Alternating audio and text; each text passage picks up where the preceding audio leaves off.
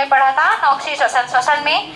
तो कल की क्लास में एक बार हम थोड़ा सा रिवीजन कर देते हैं, ठीक है ना, फिर इसके बाद आपको पढ़ाते हैं ऑक्सीजन। श्वसन क्या है? श्वसन एक जैविक प्रक्रिया है, एक उपापचयी क्रिया है जो कि हमारे शरीर में कार्बनिक पदार्थों को सरल पदार्थों में तोड़ने का, सरल कार्बनिक पदार्थों में तोड़ने का कार्य करते हैं, ठीक है। श्वसन एक ऐसी क्रिया है जिसमें आपके कार्बनिक पदार्थ ऑक्सीजन की उपस्थिति में किसमें टूटते हैं?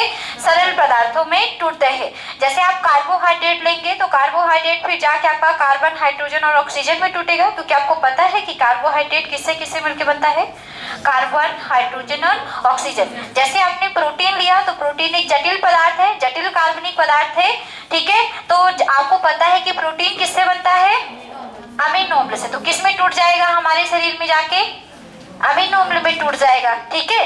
तो आपको याद रखना है कि जितने भी जटिल कार्बनिक पदार्थ हैं, जब हम ऑक्सीजन ग्रहण करते हैं या शोषण करते हैं तब वो किस में टूट जाते हैं? सरल कार्बनिक पदार्थों में टूट जाते हैं। यह प्रक्रिया हमारी क्या कहलाती है?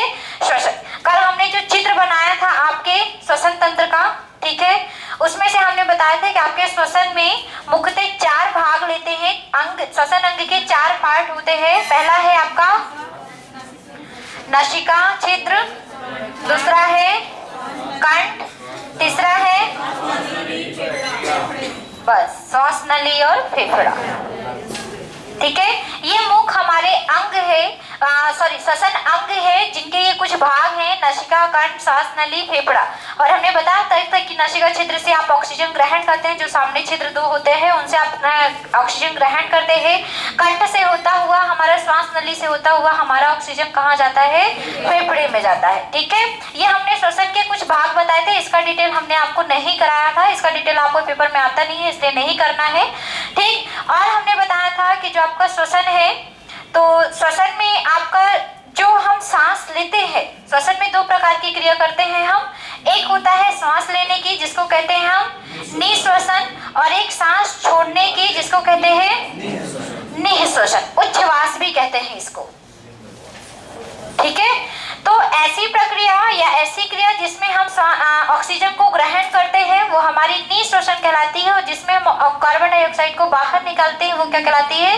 निःश्वसन कहलाती है। हमने बताया था कि जो श्वसन होता है मुख्यतः 2 प्रकार का श्वसन हम पढ़ते हैं। एक होता है अनॉक्सी श्वसन, एक होता है ऑक्सी श्वसन।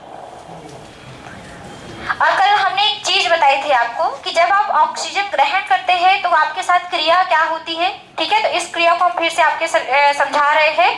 जैसे ही आप ऑक्सीजन को ग्रहण करते हैं निःश्वसन की प्रक्रिया के दौरान, तो आपका ऑक्सीजन डायरेक्टली कहाँ जाता है? फेफड़े में जाता है, ठीक है। और जैसे ही डायरेक्टली हमारे फेफड़े में गया और वहां पे जो कार्बन डाइऑक्साइड आती है वो शरीर से बाहर निकल रहा, यह एक बाह्य श्वसन के अंतर्गत आता है। किसमें आता है? बाह्य श्वसन। हमने 2 प्रकार के श्वसन बताए थे आपको, बाह्य श्वसन और आंतरिक श्वसन। ये समझिएगा, ये आंतरिक श्वसन के प्रकार है, बाह्य श्वसन और एक है आपका आंतरिक श्वसन। आपका बाह्य श्वसन क्या है? ऐसा श्वसन जिसमें हम ऑक्सीजन को ग्रहण करते हैं तथा CO2 को बाहर निकालते हैं। ये सिर्फ सामान्य प्रक्रिया थी, वो किसके अंतर्गत आती थी? बाह्य श्वसन। लेकिन आंतरिक श्वसन में क्या होता है? जो आप ऑक्सीजन ग्रहण करते हैं, आपके फेफड़ों के बाद आपकी फेफड़ों में कई सारी रक्त वाहिनियां होती हैं। जैसे आप धमनी और सिराएं होती हैं, तो फेफड़ों में कई सारी धमनियां होती हैं, कई सारी सिराएं होती हैं। लेकिन हमने बताया था कि सिराओं में आपका अशुद्ध रक्त जाता है जिसमें CO2 घुला होता है, जिसमें CO2 घुला होता है उसको हम अशुद्ध रक्त कहते हैं, जिसमें ऑक्सीजन घुलता है उसको हम शुद्ध रक्त कहते हैं। तो आपकी जो धमनी है वहां पे क्या होता है कि जैसे आपने ऑक्सीजन लिया तो ये जो धमनी की जो वॉल थी, इसमें से जो हमारा ऑक्सीजन है वो हमारे रक्त में क्या प्रेजेंट होता है? हीमोग्लोबिन। तो जो हमारा ऑक्सीजन था जैसे ही फेफड़े में आता है, फेफड़ों में जो नलिका, जो हमारी धमनियां हैं, ये ऑक्सीजन जाके किससे क्रिया कर लेता है? हीमोग्लोबिन से, और क्या बना देता है? Oxy haemoglobin. क्या बना देता है? Oxy haemoglobin. ये समझना, ये कल हमने क्लास में आपको समझाया था, फिर से समझा रहे हैं कि जैसे ही आप बाह्य श्वसन के बाद आपका क्या होता है? आपके शरीर में आंतरिक श्वसन होता है। मतलब ऐसा श्वसन जो कोशिकाओं में होता है उसे हम क्या कहते हैं? आंतरिक श्वसन। कोशिकाओं में कैसे? जब ये ऑक्सीजन हमारे फेफड़े में आता है, फेफड़ों में जो धमनियां होती है, ये ऑक्सीजन आपके हमारे रक्त में मिल जाता है, धमनियों के रक्त में, जो कि रक्त के किससे काम करेगा? हीमोग्लोबिन से। और क्या बना लेगा? Oxy haemoglobin.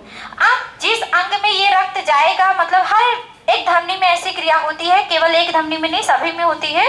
तो जैसे ही ये आपको जिस अंग में जाएगा वहां पे जैसे ही वो पहुंचेगा, ये हीमोग्लोबिन ऑक्सीजन ऑक्सी हीमोग्लोबिन जैसे ही पहुंचेगा तो अपने आप को ये क्या कर देता है, हीमोग्लोबिन से क्या कर लेता है, अलग कर लेता है।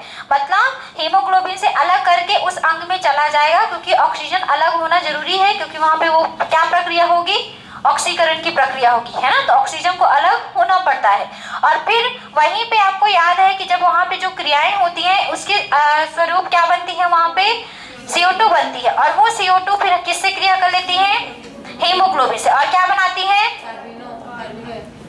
कार्बिनो हीमोग्लोबिन। ठीक है, याद रखेंगे क्या बनाती है, कार्बिनो हीमोग्लोबिन। और ये कार्बिनो हीमोग्लोबिन फिर से हमारे चल के कहाँ आ जाएगा, फेफड़े में आ जाएगा। ठीक है, और वहां फिर से अलग हो जाएगा। फिर वो जो CO2 निकलेगी हीमोग्लोबिन से अलग होके निकलेगी, वो हम श्वास के माध्यम से क्या कर देंगे, शरीर से बाहर कर देंगे। आ गई क्रिया समझ में, क्या हुआ, फिर से समझा रही हूँ। ठीक है, एक लाइन में आप समझाऊंगी। जो हम ऑक्सीजन लेते हैं वो हमारे रक्त के हीमोग्लोबिन से क्रिया करके ऑक्सी हीमोग्लोबिन बनाता है, जो जिस अंग में जरूरत होती है उस अंग में जाता है और ऑक्सीजन अपने आप को हीमोग्लोबिन से अलग कर लेता है। वहां पे ऑक्सीडेशन की प्रक्रिया होती है, इस दौरान जो कार्बन डाइऑक्साइड बनता है वहां पे जो हीमोग्लोबिन होगा उससे क्रिया करके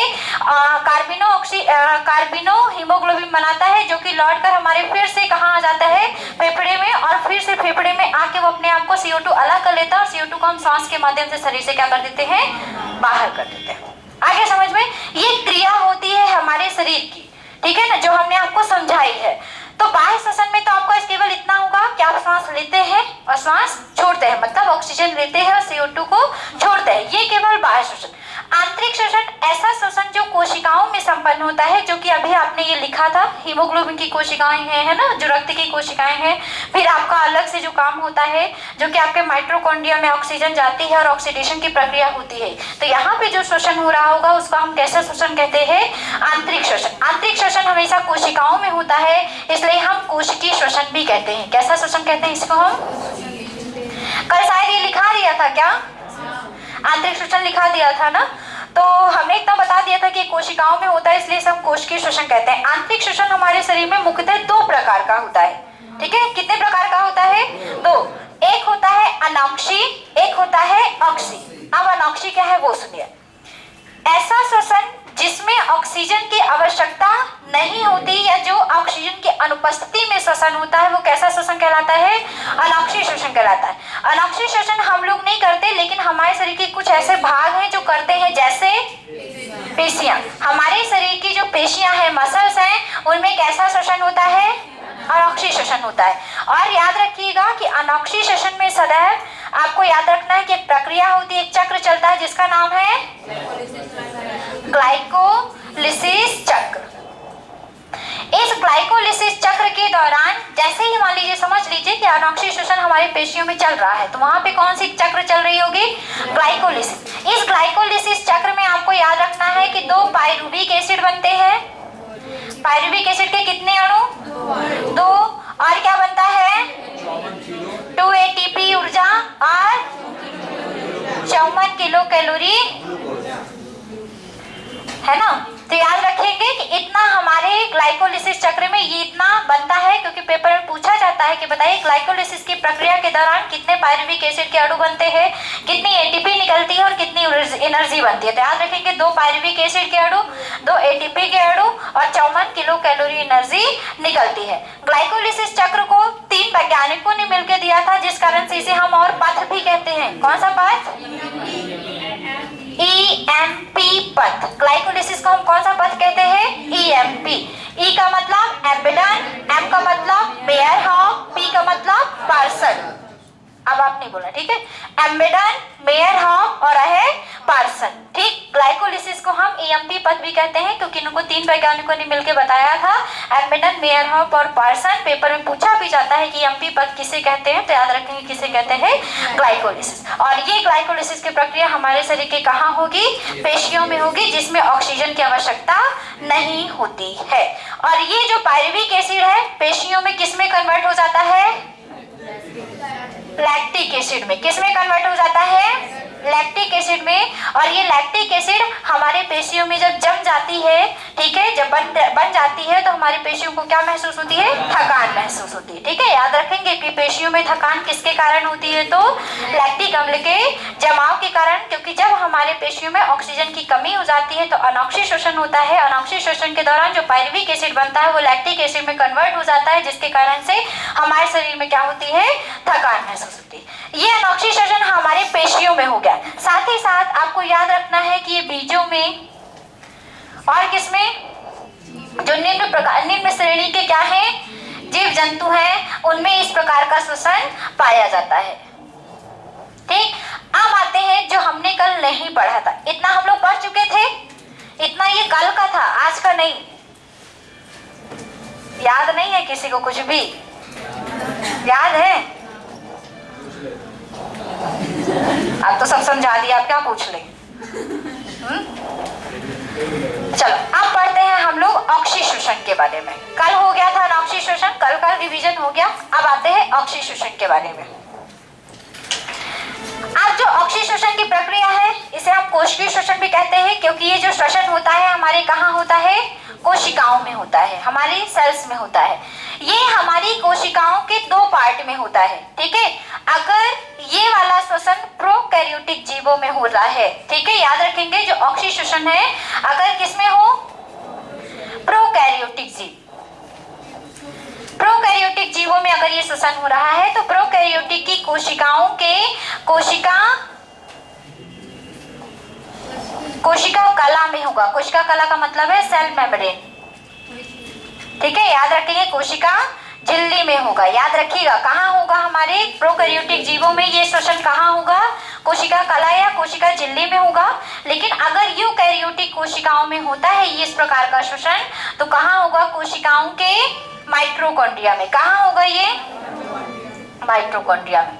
ये पेपर में पूछा जाता है कि बताइए मनुष्य में जो ऑक्सी शोषण होता है वो कहाँ होता है? तो याद रखेंगे ऑक्सी शोषण हम कहाँ करते हैं? हमारे कोशिका के माइटोकॉन्ड्रिया में करते हैं। फिर से समझिए, ऑक्सी शोषण जो है ये हमारा कोशिकीय शोषण भी कहलाता है, क्योंकि इसका जो शोषण है कोशिकाओं में होता है। अगर ऑक्सी शोषण हमारी प्रोकैरियोटिक सेल में हो रहा है तो ये हमारे कोशिका कला में, मतलब कि कोशिका झिल्ली में संपन्न होता है। और अगर यूकैरियोटिक जीवों में हो रहा है तो कोशिका के किस में होगा?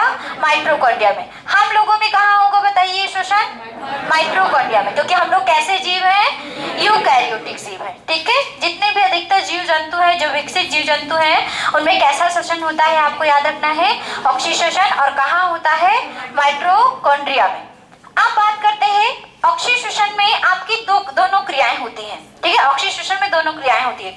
ग्लाइकोलिसिस चक्र भी चलता है और एक और चक्र होता है जिसका नाम है क्रेब्स चक्र।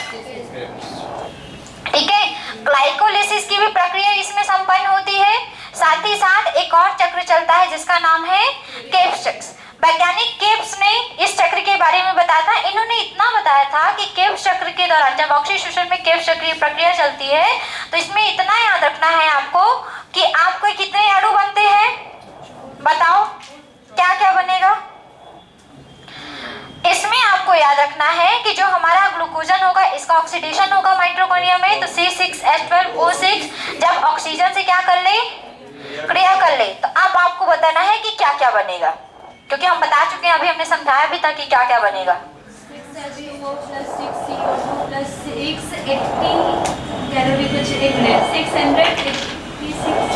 बोलो कितना बनेगा बताओ। और कोई कौन बताएगा? यहाँ पे रेशमी आई है क्या? रेशमी नहीं आई है? अच्छा, रेशमी की सहेली आई है। चलो बताओ रेशमी की सहेली क्या बनेगा? आप ही को बोल रहे हैं, बताइए सोच के बताओ। ऑक्सीजन से क्रिया करेगा और मैंने अभी बताया था कि जैसे ही ये हमारे सेल के अंदर जाएगा ऑक्सीजन लेके तो उधर से क्या निकलेगी? CO2। तो याद रखिएगा 6CO2 प्लस साथ में आपको याद रखना है 6H2O प्लस कितनी एनर्जी? 686। बताओ टोटल जो एनर्जी बनती है जूल में बनती है। अगर हम जूल में पढ़ेंगे तो 28-30 कैलोरी जूल बनती है। कितनी बनती है? 28-30 कैलोरी जूल। और अगर इसमें ATP पूछेगा तो आप ATP कितने बताएंगे? 38 एटीपी। कितना बनता है इसमें? 38 एटीपी। मतलब ऑक्सीशोषण की क्रिया के दौरान केव्स चक्र की जो क्रिया होती है उसमें कितनी एटीपी बनती है आपको याद रखना है, 38 एटीपी एनर्जी प्राप्त होती है। चलो लिखो थोड़ा सा अब इसमें। अब ये नहीं पढ़ना है आपको कि 38 एटीपी कैसे बना, फिर देखो मैं थोड़ा सा एक चीज आपको लिंक बता देती हूँ। एक पायरुविक एसिड से 18 एटीपी बनते हैं। कितने बनते हैं? 18 एटीपी बनते हैं। तो 2 से कितने एटीपी बनेंगे? 36, क्योंकि इसमें ग्लाइकोलिसिस की प्रक्रिया भी होती है। मतलब यहाँ पे कितने एटीपी बनेंगे? 36 एटीपी। यहाँ पे 2 एटीपी केव्स चक्र के दौरान बनते हैं, इसलिए टोटल कितने एटीपी ऑक्सीशोषण में बन जाते हैं? 38 एटीपी बन जाते हैं। और इसमें एक क्वेश्चन पूछा जाता है कि ये बताइए कि इसमें टोटल एनर्जी कितनी प्राप्त होती है। अगर किलो जूल में पूछा है तो याद रखेंगे कितनी होगी? 28-30 होगी। चलो अब लिखो, ऑक्सीशोषण डालिए, ऑक्सीशोषण डालिए, लिखिए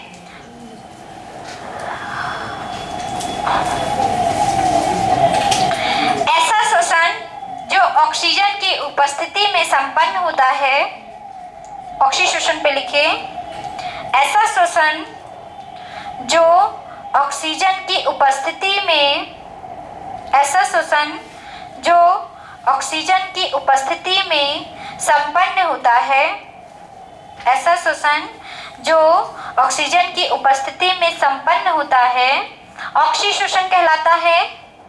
ऐसा शोषण जो ऑक्सीजन की उपस्थिति में संपन्न होता है ऑक्सीशोषण कहलाता है,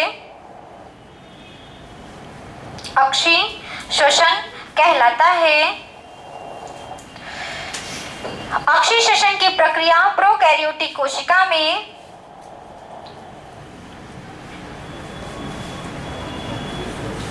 ऑक्सीशोषण की प्रक्रिया प्रोकैरियोटिक कोशिका में सेल मेम्ब्रेन में संपन्न होती है।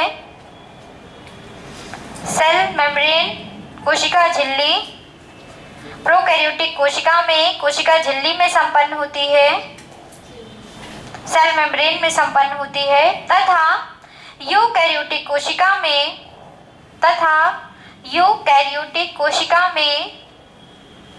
माइटोकॉन्ड्रिया में संपन्न होती है। यूकैरियोटिक कोशिका में माइटोकॉन्ड्रिया में संपन्न होती है, माइटोकॉन्ड्रिया में संपन्न होती है।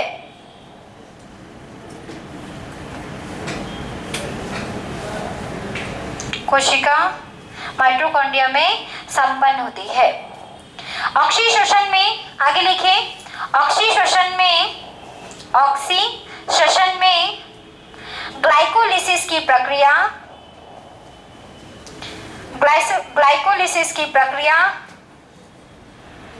कोशिका द्रव्य में, ऑक्सीशोषण में ग्लाइकोलिसिस की प्रक्रिया कोशिका द्रव्य में, साइटोप्लाज्म, ग्लाइकोलिसिस की प्रक्रिया कोशिका द्रव्य में, तथा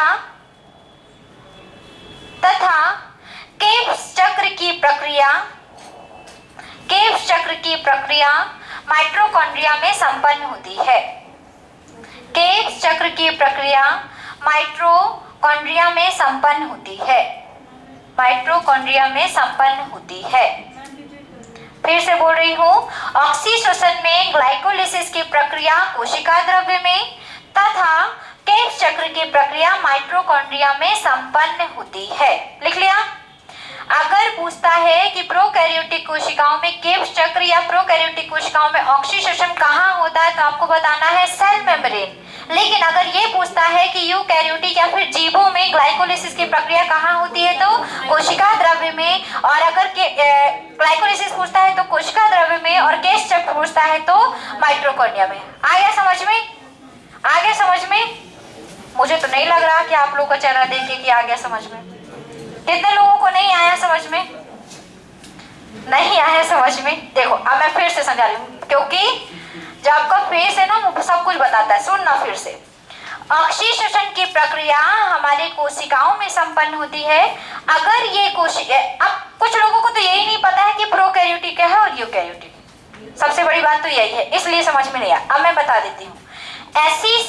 ऐसी कोशिका जिसमें कोशिका के समस्त अंग जैसे लाइसोसोम, राइबोसोम, माइटोकॉन्ड्रिया, केंद्रक, ये सभी प्रेजेंट नहीं होते। वो सभी कोशिकाएं कहलाती है प्रोकैरियोटिक। और ऐसी कोशिका जिसमें ये सभी प्रेजेंट होते हैं वो कैसी सेल कहलाती है? यूकैरियोटिक। हम लोग कैसे जीव हैं? यूकैरियोटिक, क्योंकि हमारी जो सेल है वो वेल डेवलप है, उसमें सब कुछ है, माइटोकॉन्ड्रिया है, लाइसोसोम है, राइबोसोम है, सब कुछ है। ठीक है। अब अगर क्वेश्चन ये आता है कि ऑक्सीडेशन की प्रक्रिया या केब्स चक्र की प्रक्रिया, कुछ भी प्रक्रिया पूछ रहा है, प्रोकैरियोटिक में कहाँ होती है? क्योंकि प्रोकैरियोटिक में माइटोकॉन्ड्रिया है ही नहीं, तो कहाँ होगी सारी की सारी क्रिया? सेल मेम्ब्रेन में, कोशिका झिल्ली में। कहाँ होगी? कोशिका झिल्ली में। और अगर ये पूछता है कि ऑक्सीडेशन की प्रक्रिया यूकैरियोटिक जीवों में या विकसित जीवों में कहाँ होती है, तो कहाँ होती है? माइटोकॉन्ड्रिया में, क्योंकि यूकैरियोटिक जीवों में माइटोकॉन्ड्रिया प्रेजेंट होता है और विकसित होता है। ठीक है। अब ऑक्सीडेशन में दो क्रियाएं होती हैं, ग्लाइकोलिसिस चक्र भी होता है और केब्स चक्र भी होता है। ग्लाइकोलिसिस की प्रक्रिया अगर पूछता है तो यूकैरियोटिक जीवों में कहाँ संपन्न होगी? कोशिका द्रव्य में, साइटोप्लाज्म, क्योंकि कोशिका के अंदर बहुत सारा लिक्विड भरा होता है ना, जिसको कहते हैं कोशिका द्रव्य, साइटोप्लाज्म। तो ग्लाइकोलिसिस की प्रक्रिया कहाँ होगी हमारे यूकैरियोटिक कोशिका में? कोशिका द्रव्य में। और केब्स चक्र की प्रक्रिया कहाँ होगी? माइटोकॉन्ड्रिया में। आगे समझ में? आगे समझ में? चलिए आप लिखिए, ऑक्सीडेशन में ग्लूकोज के एक अणु के ऑक्सीकरण से, ऑक्सीडेशन में ग्लूकोज के एक अणु के, ऑक्सीडेशन में ग्लूकोज के एक अणु के ऑक्सीकरण से, ग्लूकोज के एक अणु के ऑक्सीकरण से 38 एटीपी ऊर्जा मुक्त होती है। ग्लूकोज के एक अणु के ऑक्सीकरण से कितने एटीपी? 38 एटीपी ऊर्जा मुक्त होती है। तथा इस क्रिया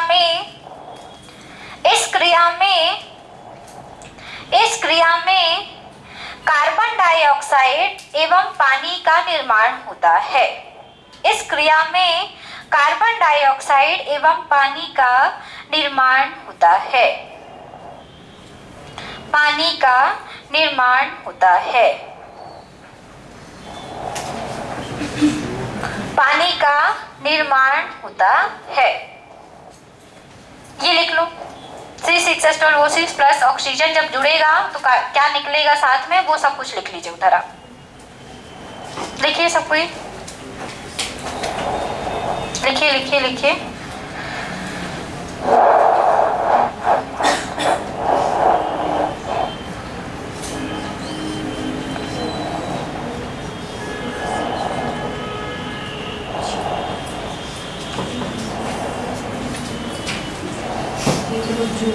ये किलो जूल है ना? हाँ, किलो जूल है, कैलोरी जूल नहीं, किलो जूल है। जी है। हाँ, जे है, जे, जी नहीं। किलोग्राम लिख लिए थे ना, देखो देख के भी ऐसे गलत लिखते हैं। हाँ, किलो जूल लिखा हुआ है। और एटीपी में पूछेगा तो कितने एटीपी? 38 एटीपी। ठीक है, गलत नहीं लिखेगा, आप लोग गलत भी बहुत लिखते हैं। चलिए आप लिखिए, स्टार पॉइंट बनाइए, इंपॉर्टेंट फैक्ट लिखाते हैं इससे संबंधित। पहला स्टार पॉइंट लिखिए, लिखेंगे श्वसन का नियंत्रण, श्वसन का नियंत्रण या श्वसन की प्रक्रिया पर नियंत्रण, श्वसन पर नियंत्रण या श्वसन का नियंत्रण, क्या लिख रहे हो? श्वसन का नियंत्रण ना, श्वसन का नियंत्रण मस्तिष्क में उपस्थित, श्वसन का नियंत्रण मस्तिष्क में उपस्थित मेडुला ऑब्लिगेटा, मस्तिष्क पढ़ा चुके हैं हम क्लास में, और मेडुला ऑब्लिगेटा क्या है ये भी आप जानते हैं, सब तो जानते हैं। लिख लीजिए, मस्तिष्क में उपस्थित मेडुला ऑब्लिगेटा से होता है, मस्तिष्क में उपस्थित मेडुला ऑब्लिगेटा से होता है। मतलब श्वसन का नियंत्रण कहाँ से होता है? हमारे मेडुला ऑब्लिगेटा से होता है। अगला स्टार पॉइंट लिखिए, अगला स्टार पॉइंट लिखिए। एक स्वस्थ मनुष्य 1 मिनट में, अच्छा कितनी बार आप लोग 1 मिनट में सांस लेते होंगे? 10 से 16 बार। बताओ आप सब कोई। 15 से 16, 12 से 15, 16, 18 चलो लिखो। 1 मिनट में 15 से 20 बार, 15 से 20 बार, 15 से 20 बार श्वास ग्रहण करता एवं निकालता है। अब अस्वस्थ मनुष्य का पता नहीं मुझे, स्वस्थ मनुष्य का लिख लो कि 15 से 20 बार श्वासोच्छ्वास की प्रक्रिया करता है। मतलब श्वसन ग्रहण करता है और क्या करता है? CO2 बाहर निकालता है। ठीक है, ऑक्सीजन ग्रहण करता है और CO2 बाहर। मिनिमम कितना? 15 से 20 बार। ठीक है,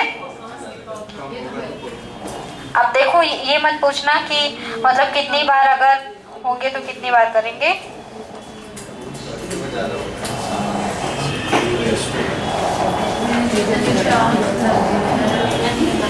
एक स्टार पॉइंट लिखिए। 2 वर्ड यूज होते हैं। देखिए, जब किसी की श्वास दर अधिक हो जाती है, मतलब कोई बहुत तेजी से श्वास लेता है, तो उस अवस्था को कहते हैं हाइपोपीनिया। ठीक है ना? चलिए लिखिए, 2 वर्ड है, हाइपरपीनिया और एक है हाइपोपीनिया। रुकना अभी, रुक जाना अभी, लिखना नहीं, बहुत जल्दी होता है आप लोगों को। हाइपरनिया और दूसरा है हाइपोनिया। पास साइलेंट हो गया यहाँ पे। ठीक है, तो इसमें श्वसन दर क्या होगी? हाइपर है, मतलब हाई जाएगी, अधिक होगी, और इसमें क्या होगी? कम होगी। तो लिखेंगे वह अवस्था जिसमें श्वसन दर सामान्य से अधिक होती है, वह अवस्था जिसमें श्वसन दर सामान्य से अधिक होती है, मतलब नॉर्मल से क्या हो? अधिक हो, सामान्य से अधिक होती है, उसे हाइपरनिया,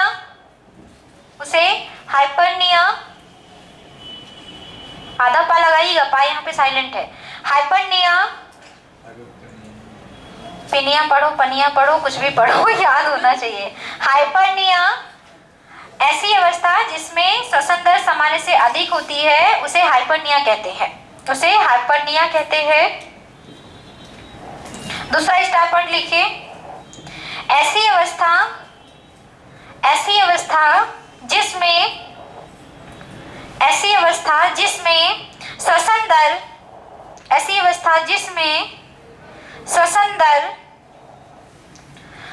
दर सामान्य से कम होती है,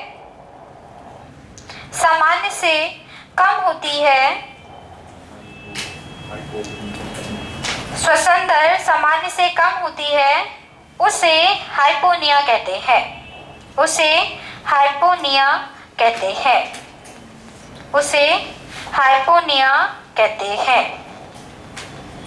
हाइपोनिया कहते हैं। चलो, ये आज आपका सेशन होता है यहाँ पे खत्म। ठीक है, जो आता था पेपर में मैंने आपको सब कुछ पढ़ा दिया है। हमने आपको फेफड़े वगैरह की आंतरिक संरचना नहीं समझाई है क्योंकि वहां से क्वेश्चंस नहीं आते। आज पढ़ेंगे अब हम लोग मिसलेनियस। कल पढ़ेंगे, आंख नहीं होगा आज कंप्लीट। हाँ पढ़ेंगे आंख पढ़ेंगे, क्योंकि कल आंख की संरचना पढ़ानी पड़ेगी ना आप लोगों को। आइरिस के बारे में, कॉर्निया के बारे में, लेंस के बारे में सब बताना पड़ेगा, तो आज कंप्लीट हो नहीं पाएगा, इसलिए आज नहीं करते। चलिए मिसलेनियस में टॉपिक डाल लीजिए। भारत के प्रमुख शोध संस्थान, ठीक है, रिसर्च इंस्टीट्यूट।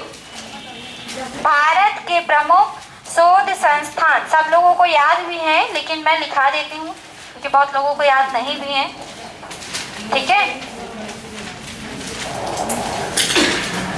भारत के प्रमुख शोध संस्थान, research institute.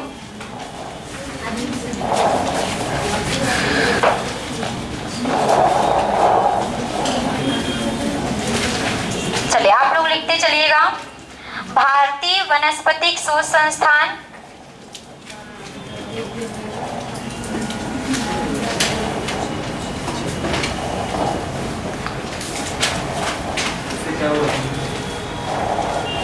Indian botanic research institute कहाँ है? लखनऊ।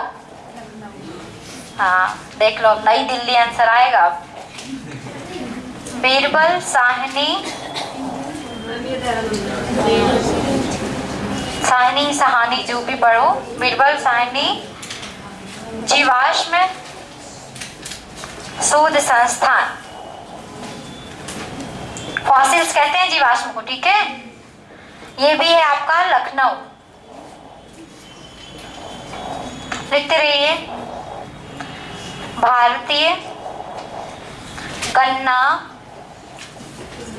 शोध संस्थान लखनऊ। वैसे सबसे ज्यादा अगर शोध संस्थान है तो कहाँ है? लखनऊ में ही है, लखनऊ में ही सबसे ज्यादा। और क्या बताएं। केंद्रीय औषधि शोध संस्थान, केंद्रीय औषधि शोध संस्थान, ये भी है लखनऊ में। केंद्रीय औषधि शोध संस्थान। विश्व वाला भी है क्या लखनऊ में? हाँ। औद्योगिक विश्वविज्ञान केंद्र,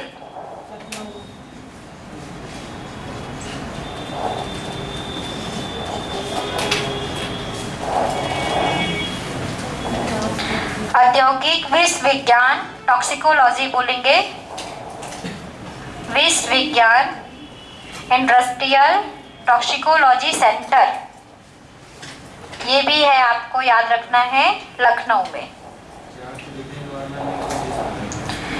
केंद्रीय आम शोध संस्थान, केंद्रीय भारतीय, रुक जाओ, हाँ, केंद्रीय आम शोध संस्थान मैंगो,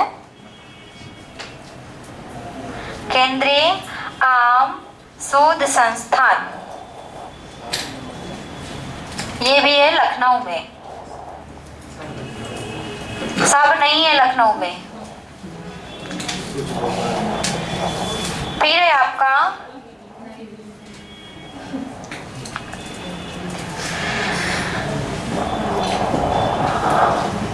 भारतीय कृषि अनुसंधान परिषद, भारतीय कृषि अनुसंधान परिषद, अनुसंधान परिषद, ये है नई दिल्ली में।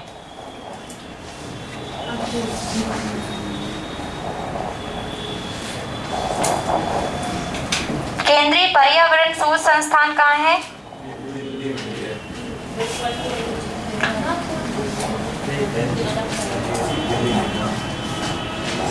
किसी ने बोला है भी सही आंसर, नागपुर।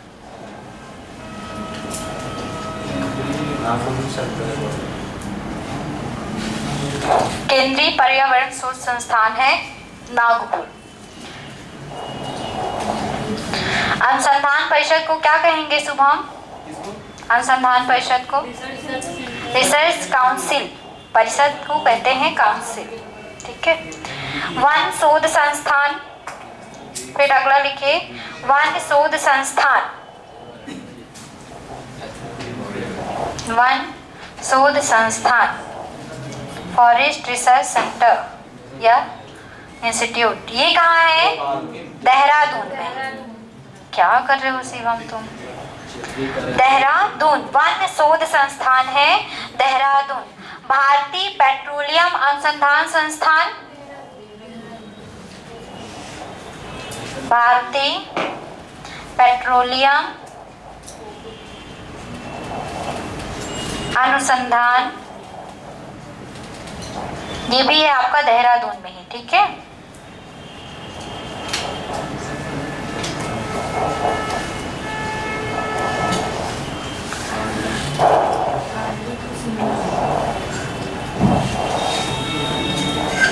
इधर लिख लेंगे क्या? केंद्रीय तंबाकू शोध संस्थान, बोलिए। केंद्रीय तंबाकू शोध संस्थान, बोलो।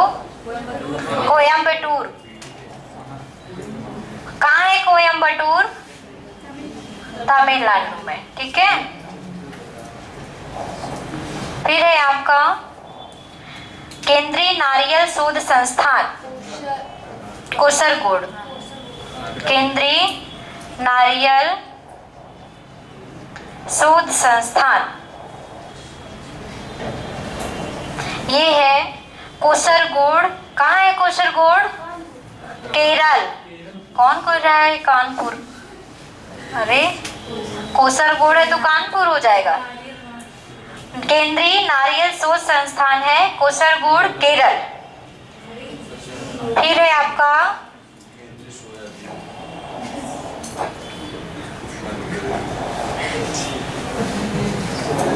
केंद्रीय आलू शोध संस्थान, ये तो सबको याद है। केंद्रीय आलू शोध संस्थान शिमला। शिमला कहाँ है? हिमाचल प्रदेश। केंद्रीय जूट तकनीकी शोध संस्थान,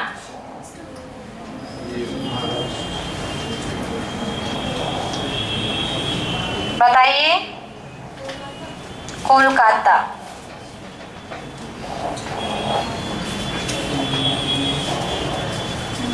कोलकाता कहाँ है? पश्चिम बंगाल। केंद्रीय जूट तकनीकी शोध संस्थान है कोलकाता में। फिर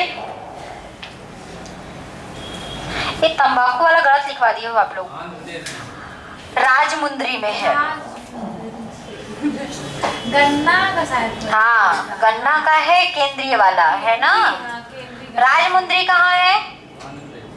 आंध्र प्रदेश में। वही तो मैं सोचूं कि चलो। केंद्रीय गन्ना शोध संस्थान कोयम्बटूर में है।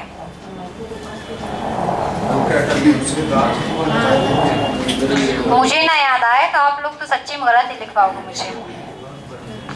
कोयम्बटूर, हाँ, केंद्रीय गन्ना शोध संस्थान है कोयम्बटूर में। फिर है आपका भारतीय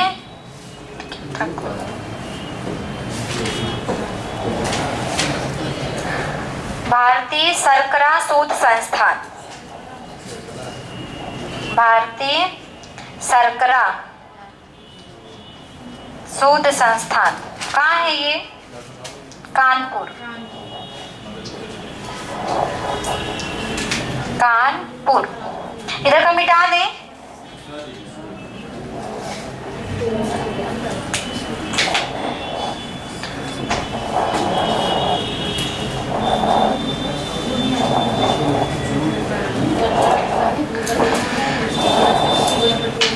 राष्ट्रीय समुद्र विज्ञान संस्थान,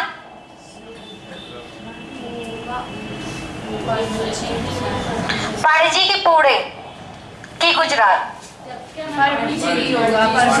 समुद्र विज्ञान संस्थान, ध्यान से आंसर देना। अच्छा, गुजरात में क्या है? समुद्री तट है वहाँ ना। हाँ, तो और क्या है? कोई संस्थान भी है ना? बताइए क्या है? बताइए बताइए, उसमें बताइए क्या है उसमें?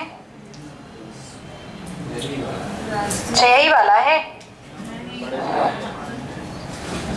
ये तो पणजी में है, ये तो कंफर्म है सबको। पणजी कहाँ है? गोवा में।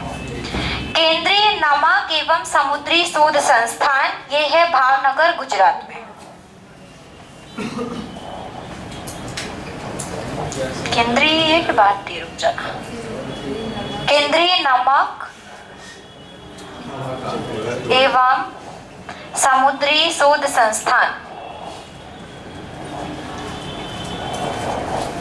ये है आपका भावनगर, गुजरात।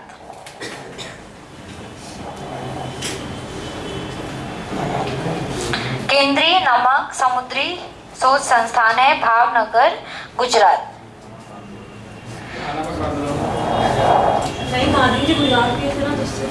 केंद्रीय चावल शोध संस्थान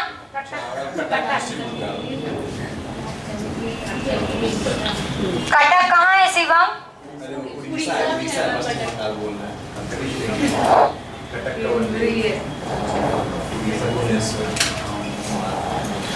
उड़ीसा में है, याद रखिएगा। इसलिए साइड में ना राज्य भी लिखती जा रही हूँ कि आप लोग भूल ना जाए। फिर है आपका भारतीय वनस्पतिक सर्वेक्षण, वही लिखाऊंगी जो पेपर में आ चुके हैं, ठीक है। वनस्पतिक सर्वेक्षण ये है कोलकाता में।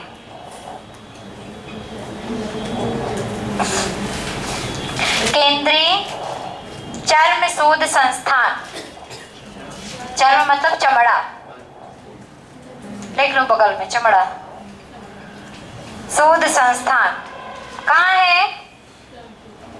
चा से चमड़ा, चा से चेन्नई। हमें तो ऐसे ही याद है। चेन्नई कहाँ है? तमिलनाडु में। भारतीय ये तो वाला हो गया था।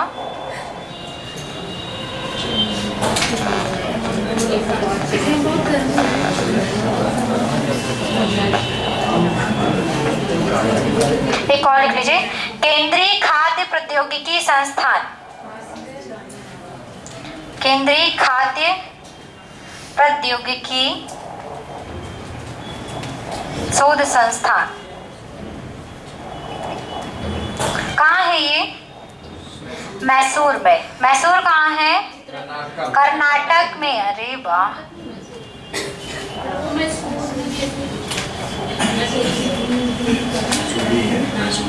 मैं मनाली नहीं पूछ रही हूँ, मसूरी मनाली, ठीक है। चलो अब अंतरराष्ट्रीय लिखते हैं।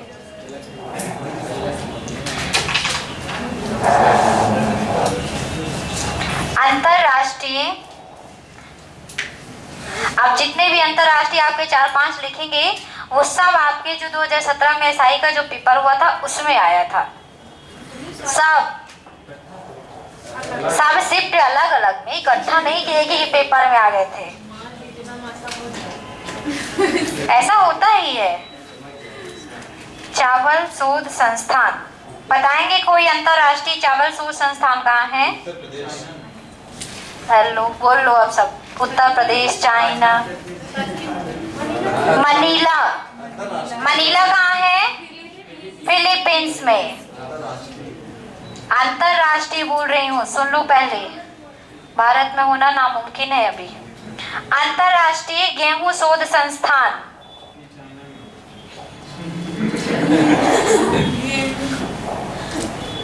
गेहूं शोध संस्थान ये बताएंगे कोई?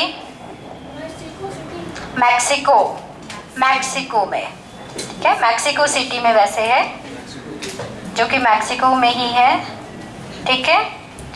फिर है अंतरराष्ट्रीय मछली पालन शोध संस्थान,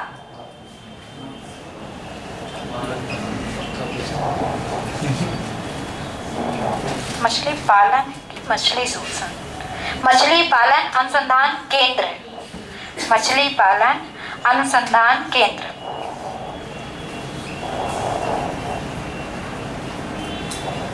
ये कहाँ है? ये भी मनीला में ही है, मनीला। और एक और अंतरराष्ट्रीय लिख लीजिए, अंतरराष्ट्रीय मक्का शोध संस्थान,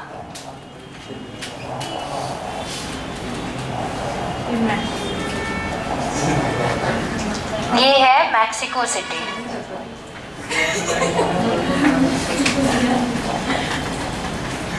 कितने हो गए? 25।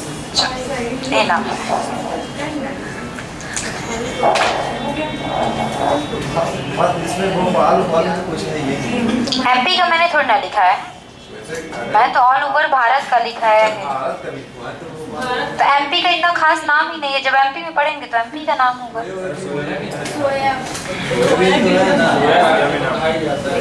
हम भारत की अभी बात कर रहे हैं, ठीक है? नहीं, मेनली जब आप एमपी पढ़ेंगे तो उसमें आप संस्थान याद कर सकते हैं, लेकिन अभी अगर जो मेन है, जो आपके पेपर में ये सब आ चुके हैं, आए हुए हैं, नहीं तो है तो अभी पढ़ने के लिए बहुत सारा है ना, 100-150 है, लेकिन हमने आपको वही लिखाए हैं जो आपके पेपर में बार बार रिपीट हो रहे हैं। मतलब इतने याद तो होना आपको जरूरी है, इससे एक्स्ट्रा हो जाए आपको तो और अच्छा है। आ रहा है समझ में? मतलब इतना तो याद होना ही होना चाहिए, और इससे अधिक आप कर सकते हैं तो आप करिएगा, ठीक है? चलिए, तो इतना आज के लिए। कल हम लोग पढ़ेंगे आँख के बारे में।